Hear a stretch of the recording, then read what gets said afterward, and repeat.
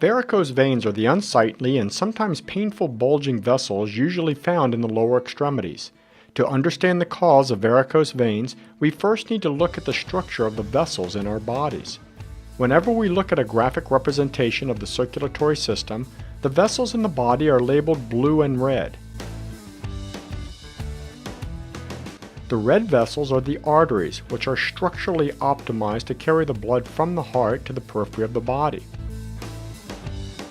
These vessels have three layers with a thick muscular middle layer called the media, which can open and close the artery to provide more or less blood flow to the end organ or structure depending on demand.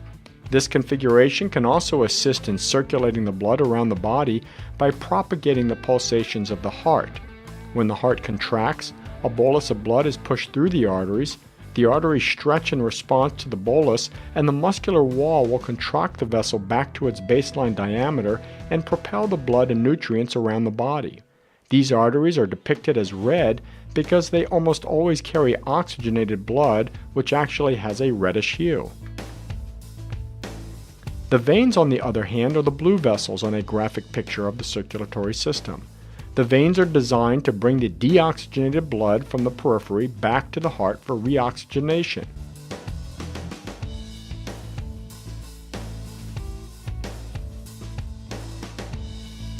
Because we walk upright, the heart would have a hard time pushing the blood down to the toes, through the small capillaries, and back up through the veins if all these vessels were simple tubes in the body. The veins, therefore, are valved to keep the blood flowing in the right direction. As the blood surges through the veins back towards the heart, these valves open and allow the blood to pass. When the flow stops and reverses, the valves will close to prevent the blood from falling back to the feet, sort of like a series of locks on a river. In most circumstances, the veins and arteries run together in the body.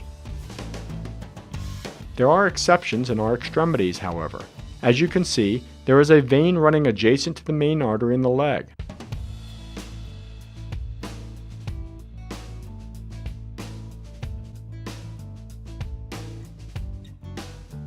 This vessel is deep in the tissues, situated between the muscles and bone, and is referred to as the deep venous system.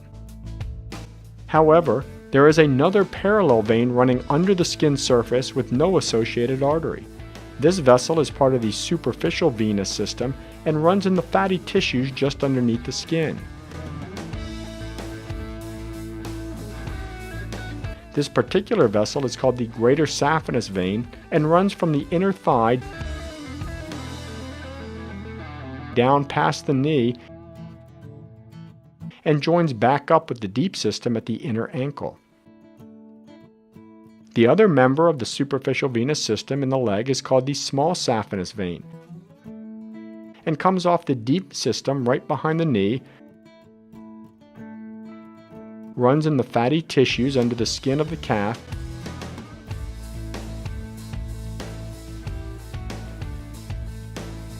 and hooks back into the deep system in the region of the outer ankle. These actual CT images show the relationship of the deep and superficial veins in the leg. In the thigh region, the femoral artery and femoral vein run deep to the tissues adjacent to the bone, while the greater saphenous vein runs right under the skin surface in the subcutaneous fat. The muscles, bones, and associated connective tissues afford some extrinsic support to these deep veins and helps maintain their shape and diameter. In addition, as we walk, the contracting musculature of the leg can actually squeeze on these vessels and helps propel the blood back towards the heart. This is called the calf muscle pump complex and acts like an auxiliary heart or pump in the legs. This is also the reason that occasionally young cadets standing at attention for long periods of time will pass out and fall to the ground. The veins are a capacitance system, meaning that they can hold a lot of blood and simply dilate up to accommodate the extra volume. If you lock your knees and deactivate the calf muscle pump complex, blood will pool in the lower extremities until there is insufficient volume to pump to the brain. In an act of self-preservation, the brain shuts down, the cadet falls to the ground, and the head becomes level to the heart, restoring blood flow to your noodle. The superficial veins run right under the skin surface in the subcutaneous fatty tissues, and therefore do not have the extrinsic support of the muscles and the bones like we saw in the deep system. We are depending on the intrinsic strength of the vein wall to maintain shape and size. In an individual predisposed to varicosities, these superficial veins can dilate up as the weakened wall stretches. This pulls the valve leaflets apart, allowing the blood to reverse direction, developing a column of blood on the next intact or competent valve. Over time, this valve will eventually fail, and the cycle continues until the vein becomes completely incompetent with no intact valvular system. The body then has to find an alternate way to drain the blood from this incompetent vein, so these tortuous vessels right under the skin surface dilate up and become the painful and unsightly varicosities that develop on the legs. The number one risk factor for developing varicosities is genetics. If your mom, dad, brother, or sister had varicosities, you may be at risk, again, thought to be due to the intrinsic weakness in the superficial vein walls. Other risk factors are prolonged standing or sitting, obesity, multiple pregnancies, or previous venous injury. The diagnosis of varicose veins begins with a history and physical. We note the duration, severity, and distribution of the varicosities, as well as the associated clinical symptoms, which usually include a painful or heavy feeling, particularly at the day's end. The next step is an ultrasound. With the ultrasound, we can identify the size of the leg veins, the distribution of the varicosities, and the direction of blood flow through the vessel. We first evaluate the deep system to ensure there are no deep venous clots. Occlusion of the deep system precludes treatment of the superficial venous system since we need at least one open channel to drain the legs. We then use a Doppler ultrasound to evaluate the direction of flow.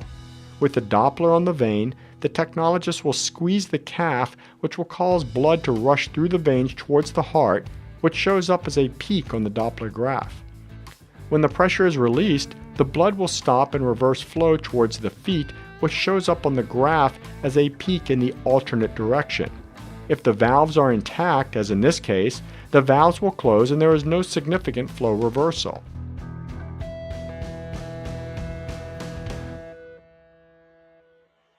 However, if the vein is incompetent, the reverse flow can continue for multiple seconds, as in this example, where the flow reversal is greater than 3 seconds.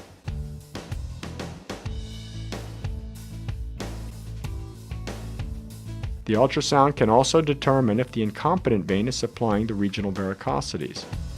Contemporary treatment of varicose veins is basically an outpatient procedure. Using the same ultrasound, a needle is guided into the incompetent vein below the takeoff of the lowest varicosity. A wire is advanced through the needle over which a carrier sheath is placed and positioned near the junction of the deep and superficial veins in the region of the groin.